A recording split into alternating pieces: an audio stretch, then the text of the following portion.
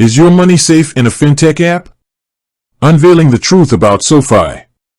Ever dreamed of ditching the traditional bank and going fully digital? Fintech companies like SoFi are luring users with sleek interfaces, competitive rates, and a seemingly frictionless experience. But wait, is SoFi actually a bank?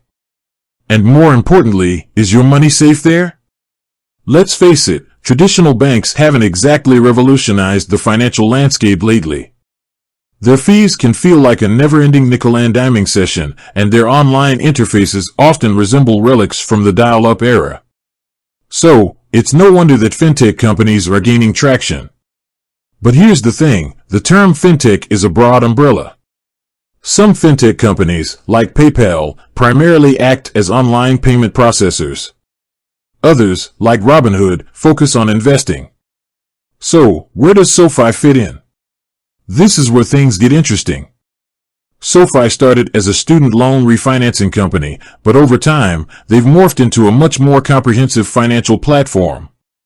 They offer investing options, career coaching, and yes, even banking services.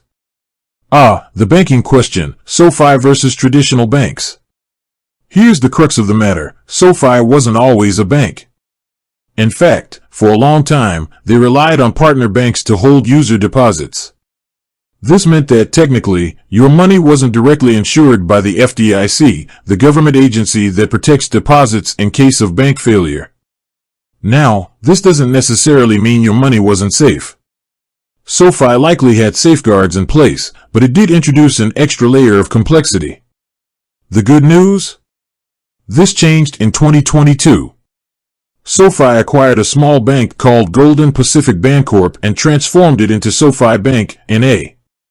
SoFi Bank, the real deal or fintech facade? So, is SoFi Bank a real bank? Absolutely. It's a nationally chartered bank, just like any other big name you might be familiar with. This means your deposits are FDIC insured for up to $250,000 per depositor. That safety net is a major plus, and it puts SoFi on a more level playing field with traditional banks. But here's the thing, being a bank doesn't automatically make SoFi the perfect fit for everyone. Let's explore some key considerations. Pros of SoFi banking. Competitive rates. SoFi boasts high-yield interest rates on their checking and savings accounts, especially for those with direct deposit. No account fees. Unlike many traditional banks, SoFi doesn't charge monthly maintenance fees or ATM fees within their network. Modern interface. Their app is user-friendly and makes managing your finances a breeze. Holistic financial platform. SoFi integrates banking with investing, career coaching, and other financial tools, potentially streamlining your financial life. Cons of SoFi banking. Limited branch network. As a primarily online bank, SoFi has a limited physical presence. If you prefer in-person banking experiences, this might be a drawback. Newer player. While SoFi Bank is FDIC insured, it has a shorter track record compared to established banks.